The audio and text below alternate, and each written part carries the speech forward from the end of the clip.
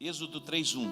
Apacentava Moisés o rebanho de Jetro, seu sogro, sacerdote de Midian, e levou o rebanho para trás do deserto e chegou a Horebe, o monte de Deus. Apareceu-lhe o anjo do Senhor numa chama de fogo no meio de uma sarça. Moisés olhou e viu que a sarça ardia no fogo, mas a sarça não se consumia. Então disse consigo mesmo: agora me virarei para lá e verei esta estranha visão, porque a sarça não se queima. Versículo 4. Vendo o Senhor que se virava para ver, bradou Deus a ele no meio da sarça, dizendo: Moisés, Moisés. Respondeu ele: eis-me aqui. Continuou Deus: não te chegues para cá, tira as sandálias dos teus pés, pois o lugar em que estás é terra santa. Disse mais: eu sou o Deus de teu pai. Preste atenção nisso. Eu sou o Deus de teu pai, o Deus de Abraão, o Deus de Isaque, o Deus de Jacó. Moisés escondeu o rosto porque temeu olhar para Deus. Então disse o Senhor: de fato tenho visto a aflição do meu povo. Preste atenção o que Deus está dizendo. De fato eu tenho visto a aflição do meu povo, porque está no Egito. E tenho ouvido o seu clamor por causa dos seus opressores e conheço os seus sofrimentos. Por isso desci para livrá-los das mãos dos egípcios e para fazê-los subir daquela terra para uma terra espaçosa, uma terra boa e espaçosa, para uma terra que mana leite e mel, o lugar do cananeu, do eteu, do amorreu, do ferezeu, o eveu e do jebuseu. E agora o clamor dos filhos de Israel chegou a mim, e também tenho visto a opressão com que os egípcios os oprimiam. Vem agora, e eu te enviarei a Faraó, para que tires do Egito o meu povo. Vem agora, e eu te enviarei a Faraó, para que tires do Egito o meu povo, os filhos de Israel. Então disse Moisés a Deus: quem sou eu para que vá a Faraó e tire do Egito os filhos de Israel? Quem sou eu para que vá a Faraó e tire do Egito os filhos de Israel? Preste atenção, o tema desta mensagem é: a obra da redenção, ela foi perfeita. Diga para o seu irmão: a obra da redenção, ela foi perfeita. Mas atente para isso, mesmo a obra da redenção sendo perfeita, a resistência para que você viva o propósito da obra da redenção, a resistência no mundo do espírito, os desígnios de Satanás se opondo para que você não viva a plenitude daquilo que Jesus conquistou para você na cruz. A obra foi perfeita, ela foi consumada. Jesus, ele se rende, ele se entrega, ele morre numa cruz, ele paga o preço para a minha redenção e para a sua redenção pelo seu precioso sangue. Mas a resistência no mundo do espírito, os desígnios de Satanás para impedir que você viva a plenitude daquilo que Jesus conquistou na cruz. Diga a resistência. Diga a resistência. Tudo que Deus precisa para que o propósito dele se cumpra na terra é que nós nos unamos a ele neste propósito. Atente para isso. Tudo que Deus precisa para que o propósito dele se cumpra em nós, aqui na terra, é que nós nos unamos a ele neste propósito. O plano de Deus através de Jesus Cristo foi a redenção, e nós vamos nos unir a ele neste plano de redenção, para promover libertação sobre a nossa cidade, sobre o nosso estado e sobre a nossa nação. Diga a resistência. Mas a Bíblia também diz: resistiu o diabo e ele fugirá de vós. Quando Daniel ainda estava no cativeiro da Babilônia, ele estava lendo o livro do profeta Jeremias. Ele estava lendo vários livros, dentre os livros, o livro do profeta Jeremias. Como é importante você ler a Bíblia. E ele estava lendo, era um tempo de opressão, era um tempo de cativeiro. E a Bíblia diz, no capítulo 10, ele se expressa dizendo: eu entendi. Eu entendi, diga eu entendi. O que ele entendeu? Ele entendeu, lendo o livro do profeta Jeremias, que o tempo do cativeiro, o qual falou o profeta Jeremias, a respeito das desolações de Jerusalém, quando eles estavam na Babilônia, era de 70 anos. Ele entendeu o tempo. ele entendeu o tempo, ele compreendeu o tempo do cativeiro, ele faz a leitura do tempo. Ele já passou o tempo, já era para termos retornado ao estado em que era anterior em Jerusalém, mas continuavam cativos. Quando Daniel, ele entende, ele busca o Senhor, ele se volta para o Senhor com oração, com jejum, a Bíblia diz que no momento em que ele orou, Deus enviou a resposta. No momento em que ele ora, quando ele tem um entendimento, ele ora. Deus enviou um anjo chamado Gabriel. Mas a Bíblia diz que o principado da Pérsia resistiu a Gabriel, o anjo enviado por Deus, por 21 dias. Diga resistência. Tudo que Deus precisa é que um coração se una ao propósito. Mesmo que haja resistência de 1 dia, 2 dias, 3 dias, 21 dias, não sei quanto tempo, nós vamos entrar e vamos viver a promessa. Satanás não poderá resistir diante daqueles que se posicionam em Deus. Quando Jesus disse, passemos para outra margem, ele fala com os discípulos, eles entram no barco, a Bíblia diz que se levantou um grande temporal, os ventos sopravam ao contrário, a água estava entrando no barco, houve resistência de Satanás, mas Jesus estava naquele barco, e ele ordena a Satanás, e quem estava por trás daquele vento, eram os mensageiros do diabo, e o vento cessou. A resistência. Mas nada pode resistir o poderoso nome de Jesus Cristo. E toda resistência do inferno na sua vida, toda resistência do inferno na sua família, toda resistência do inferno que quer impedir você de ser curado, liberto, e a sua prosperidade vai cair por terra pelo poder do nome de Jesus. Diga resistência. Diga resistência. A resistência para entrar em novos territórios. Nesses dias Deus está nos levando à conquista de novos territórios. Estamos sendo ampliados na nossa influência na cidade. Estamos avançando. A resistência, há muita resistência. Mas nós vamos entrar no território novo. Diga, nós entraremos no território novo.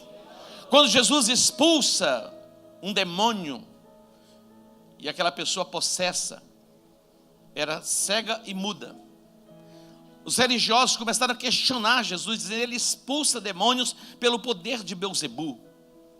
E Jesus disse, não, eu expulso demônios pelo dedo de Deus, pelo Espírito de Deus. Houve resistência? Houve resistência, mas o demônio saiu. A resistência religiosa. É chegado o tempo da manifestação da glória de Deus, e seremos completamente libertos para o louvor e para a glória do nome do nosso Deus. Vamos entrar na casa do valente, amarrar o valente, despojar o valente e vivermos em liberdade plena. Os dias do cativeiro emocional, das prisões e cadeias emocionais na sua vida estão contados. Na verdade, hoje é o dia da sua libertação. E libertação plena, libertação completa. Diga glória a Deus. Quando nós olhamos para este texto, Deus aparece a Moisés, se manifesta a ele, se revela a ele, e compartilha com ele a respeito do seu plano de libertação. Toda intervenção de Deus na terra vai acontecer através de alguém. A Bíblia diz que Deus não faz nada na terra sem que antes Ele comunique aos seus servos, os profetas. Deus está procurando pessoas que ligam a vontade dEle na terra.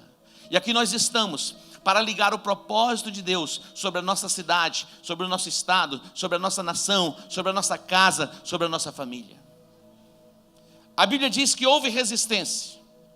Quando Deus compartilha com Moisés a intenção do seu coração, porque ele vê o sofrimento, ele ouve o clamor, ele atenta para a dor e a opressão de Faraó sobre o povo dele que estava no Egito. A Bíblia diz que Deus é onisciente.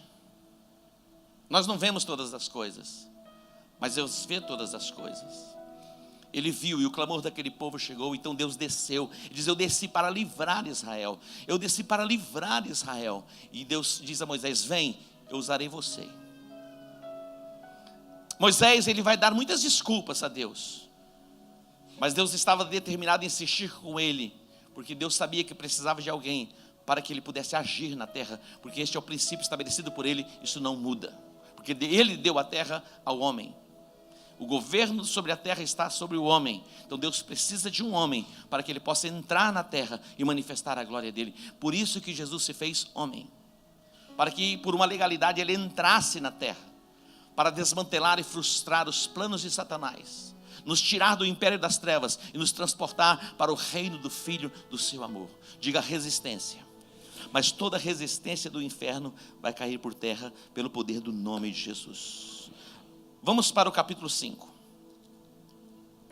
Capítulo 5. Versículos 1 a 4. Olhe para esse texto.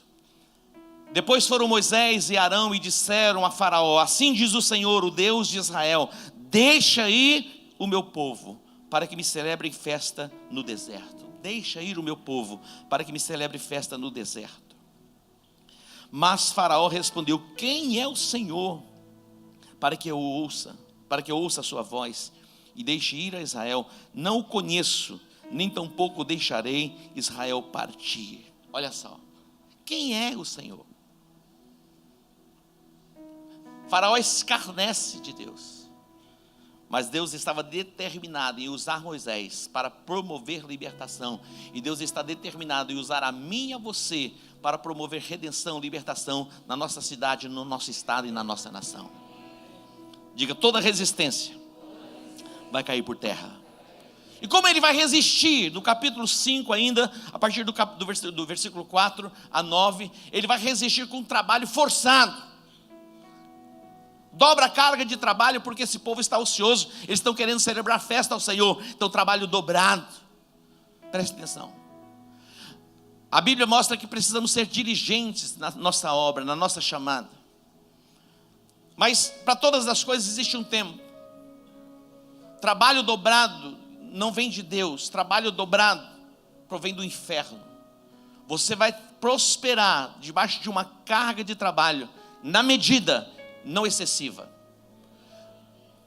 Faraó vai querer resistir Moisés e o povo de celebrar festa ao Senhor no deserto, fazendo o quê? Colocando uma carga dobrada de trabalho. Fique atento, meu irmão, para isso.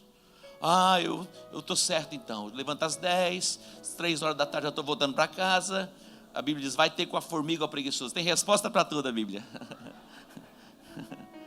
Deus vai abrir portas de trabalho, Deus vai estabelecer conexões, você vai prosperar, mas você não vai ter que trabalhar acima daquilo que está certo para se trabalhar. Você vai ter o seu tempo de lazer, você vai ter o seu tempo em família, você vai ter o tempo de descanso, porque esse é propósito de Deus. Tem pessoas que dizem assim: olha, o meu nome é trabalho, meu sobrenome é hora extra, e se vangloriam disso, e a resposta é doença, enfermidade, cargas de demônios que vêm sobre a pessoa para destruir. Nós estamos hoje no nosso dia de descanso, voltados para Deus, o dia da ressurreição. Quando nós olhamos para a história da igreja primitiva, eles se reuniam no primeiro dia da semana. Isso é histórico, isso é fato. Debaixo dessa perspectiva da ressurreição de Jesus Cristo, eles celebravam a nova vida em Cristo Jesus. A resistência de Satanás se dá de várias formas, mas Deus vai nos dar entendimento, revelação, discernimento para vivermos a plena liberdade em Cristo Jesus. Eles vencem essa etapa do trabalho dobrado. Deus vai enviar as pragas por pressão sobre Faraó, e a proposta, quando eles dizem: olha, nós precisamos ir caminho de 3 dias, Faraó diz assim: então vão, mas não vão muito longe. Estratégia de Satanás. Vai então, mas não vai muito longe. Se comprometa, mas não se comprometa tanto. Ore, mas não ore nem o suficiente, ore um pouquinho. A resistência para que você não se aprofunde em Deus. A resistência para que você permaneça na superficialidade de um relacionamento com Deus e com a sua palavra. Mas estamos determinados a irmos, não apenas um pouco, irmos no nível que Deus estabeleceu que devamos ir.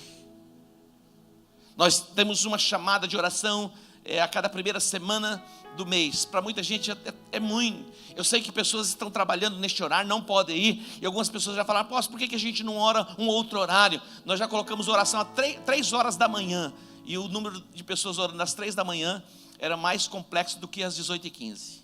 Com certeza não tínhamos tantas pessoas orando como nós temos às 18h15. Então sempre que colocarmos um horário, naquele horário alguém vai ter dificuldade. E a gente entende algumas pessoas que estão no trabalho ou na escola buscando filhos neste horário, mas nós estamos decididos a avançarmos um pouco mais. Quando Deus disse: vá a caminho de 3 dias, imagina, caminho de 3 dias num deserto para oferecer um culto ao Senhor, festa ao Senhor. Deus é radical, Deus quer quebrar a nossa mente medíocre e nos levar a um novo nível de entendimento. Deus é assim, já chegando. Imagina um negócio desse, caminho de 3 dias. E a intenção de Faraó na resistência é: vai, mas não vai muito longe. Deus manda pressão, praga no Egito. Diz: não vai, pode ir. Quem vai? Vai todo mundo. Vamos os homens, as mulheres, os filhos, os cachorros, os gatos, vai todo mundo. Vai então vocês, deixem os filhos, deixem as crianças. Olha a intenção de Satanás. Vai lá, assiste o culto, mas deixa a criança em casa com a babá para assistir uma novela, uma televisão, um desenho. Não, você vem e traz o seu filho com você. Vamos ampliar, queridos, nós vamos ampliar o nosso espaço para as nossas crianças. Deus vai nos dar graça para termos lugares adequados mesmo, professores ali capacitados, pessoas voluntárias dispostas a cuidar dos nossos filhos, para que elas também apresentem diante de Deus o seu sacrifício. Ore por isso. Faraó diz: então vocês podem ir, mas deixem as crianças. Resistência na família. Nós vamos servir ao nosso Deus, nós e a nossa casa serviremos ao nosso Deus, ninguém vai ficar de fora, está decidido e pronto. Diga: já está decidido. Eu e a minha casa serviremos ao Senhor. Diga: eu e a minha casa serviremos ao Senhor. Deus manda pressão, mais praga.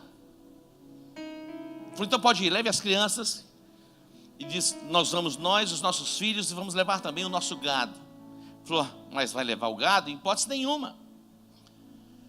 Podem ir, vocês pediram para levar as crianças, então levem as crianças. Mas o gado, vocês vão servir a Deus, oferecer festa a Ele, fazer celebração a Ele, mas sem o gado.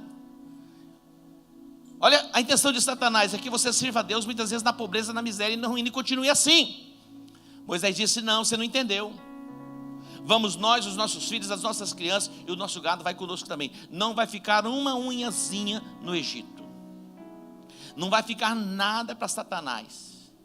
Nós vamos servir ao nosso Deus com os nossos bens e a nossa riqueza. Diga glória a Deus. Diga: é assim que eu vou servir ao meu Deus. Diga para o seu irmão: é assim que eu vou servir ao meu Deus. Quando nós olhamos para o texto, Moisés,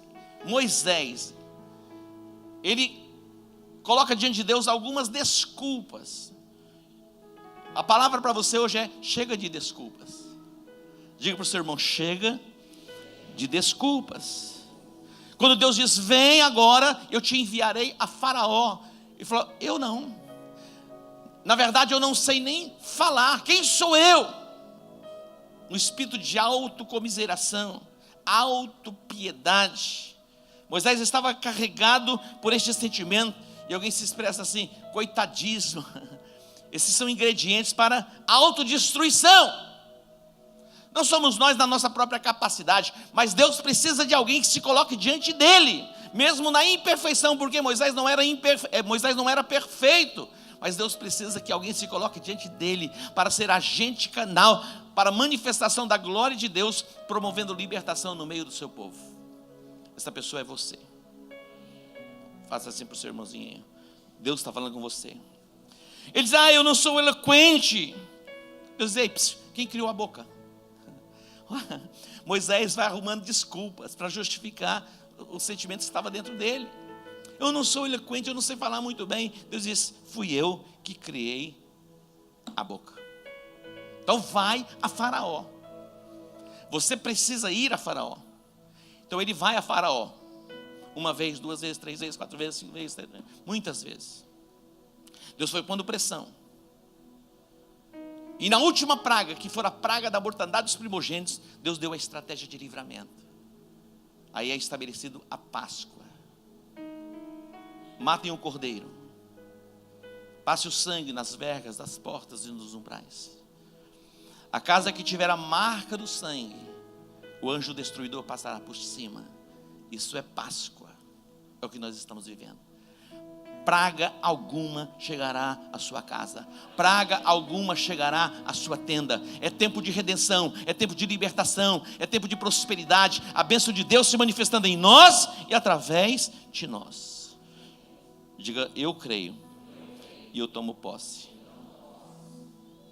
Páscoa é uma chamada para apropriação. Diga, Páscoa é uma chamada para apropriação. Você toma posse daquilo que Jesus fez por você. Ele já fez por você. E será que Deus pode fazer alguma coisa por mim? Deus fez por você quando Ele enviou Jesus Cristo para morrer na cruz. Ele fez tudo por você. Ele morreu pelos teus pecados. Ele morreu pelas tuas enfermidades. O castigo que nos traz a paz estava sobre Ele, e pelas suas pisaduras nós fomos sarados. Ele se fez maldição no nosso lugar. Se aproprie disso, tome posse disso. Não viva como o irmão do filho pródigo, dentro da casa do pai, sem ter a consciência, sem tomar posse daquilo que já estava à sua disposição. Na argumentação, há quanto tempo eu te sirvo, sem nunca transgredir um dos teus mandamentos, e tu nunca me deste um cabrito para que eu pudesse comer com os meus amigos. Qual foi a resposta do pai? Tudo é teu. Toma posse, é um estado de espírito, queridos, é um estado de espírito. Toma posse daquilo que Jesus já fez por você. Paulo diz a Timóteo, toma posse da vida eterna. É você que toma posse, já está disponível. Toma posse da sua cura, tome posse da sua prosperidade, tome a posse da redenção, da libertação e da cura que Deus tem para você e para a sua família. Diga para o seu irmão, toma posse. Tomarão, Êxodo 12:7 diz, tomarão do sangue e o porão em ambas as ombreiras e na verga das portas, nas casas em que comerem. Tomarão, é apropriação. Deus precisa que você ligue o propósito dele dentro da sua casa. Deus precisa que você ligue o propósito dele no contexto da sua família. É você que vai ligar a vontade de Deus dentro da sua casa. A Bíblia diz, crê no Senhor Jesus e será salvo tu e a tua casa. Apropriação. A salvação não é só para o marido ou para a esposa. A salvação está disponível a toda a família. Liga essa vontade, liga esse propósito de Deus para a sua casa, para a sua família. Deus precisa que alguém se coloque diante dele, para que a vontade dele seja estabelecida. Ligue o propósito de Deus na proclamação do Evangelho para a redenção dos perdidos. Como crerão naquele de quem não ouviram? E como ouvirão se não há quem pregue? Tem que pregar, tem que proclamar. Ide por todo o mundo e pregai o Evangelho a toda criatura. A nossa chamada é Jerusalém, Judéia, Samaria e até os confins da terra. Satanás vai dizer, vocês não estão preparados para os confins da terra. Mas se Jesus disse que é até os confins da terra, é até os confins da terra. Liga essa vontade de Deus. Liga este propósito de Deus. Deus precisa que alguém se coloque diante dele, para que haja livramento sobre uma nação, sobre um povo. Deus quer se revelar às pessoas, trazendo salvação, mas Ele vai se revelar às pessoas através da sua vida, na proclamação do Evangelho. Diga para o seu irmão, Deus está falando com você, meu irmão.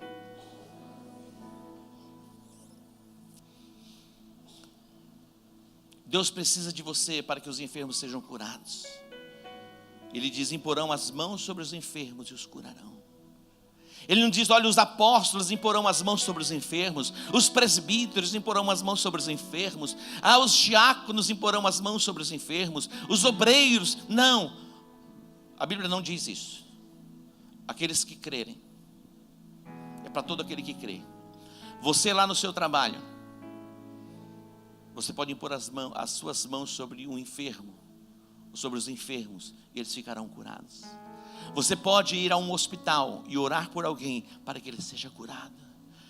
Você não precisa, vou ligar para o apóstolo. Você tem já a autorização de Jesus Cristo para ligar este propósito na terra. Por onde você passar, os enfermos podem ser curados. Você acredita que é vontade de Deus curar as pessoas? Então você vai ser o agente para ligar este propósito na terra. Diga para o seu irmão: você é o agente de Deus para ligar este propósito na terra. Deus precisa de você para promover libertação. Quando Deus disse a Moisés, quando eles estavam diante do mar: diga ao povo de Israel que marche. É chegado o tempo da libertação. É postura. Irmão, algumas pessoas estão andando curvadas, não conseguem olhar para frente ou para o alto, como que escravizadas, opressas, mesmo servindo a Deus. Mudança de postura. Você será o agente para a libertação da nossa cidade, do nosso estado, da nossa nação e das nações da terra. Deus vai se revelar e Deus vai se manifestar através da minha vida e através da sua vida. Páscoa, a redenção, a obra foi perfeita. Agora eu e você seremos os agentes para a manifestação da glória de Deus na terra. Na área de provisão, de conquista financeira, ligue esta vontade de Deus. Quando aquela mulher se apresentou ao profeta, ele diz: o que eu posso fazer por esta mulher? O que eu posso fazer por esta mulher? Tem coisas que a gente pode fazer pelas pessoas. Aquele profeta perguntou: o que você tem na sua casa? O que ela disse? Um pouquinho de azeite. Nós já temos algo dentro de nós para a multiplicação. O que aquele rapaz apresentou, aquele menino jovem apresentou a Jesus? 5 pães e 2 peixinhos. Vai começar o processo de multiplicação na sua vida. Ampliação de conquista financeira. Ligue isso diante de Deus. Como você liga isso? Na sua oferta. Estou ligando esse propósito de expansão, de conquista financeira. Apresenta diante de Deus. Meu irmão, capte a unção, capte a revelação. E para fechar, João 3,16 diz que Deus amou o mundo de tal maneira que Ele deu o seu Filho unigênito, para que todo aquele que nele crê não pereça, mas tenha a vida eterna. Tome posse da vida eterna. Jesus morreu por você. A obra da redenção foi perfeita. Ele bradou: está consumado. Se aproprie da vida eterna. Se aproprie da salvação para você e para sua família. Se aproprie da libertação para você, para a sua casa, para a cidade e para a nação. Deus está removendo o opróbrio desta nação. Estamos ligando este projeto, esse propósito de Deus nesta nação, para um novo tempo de prosperidade sobre o nosso povo. Viveremos em santidade, voltados completamente para o nosso Deus. Os nossos corações não serão tomados pela soberba, mas na humildade vamos exaltar e glorificar o nome dEle.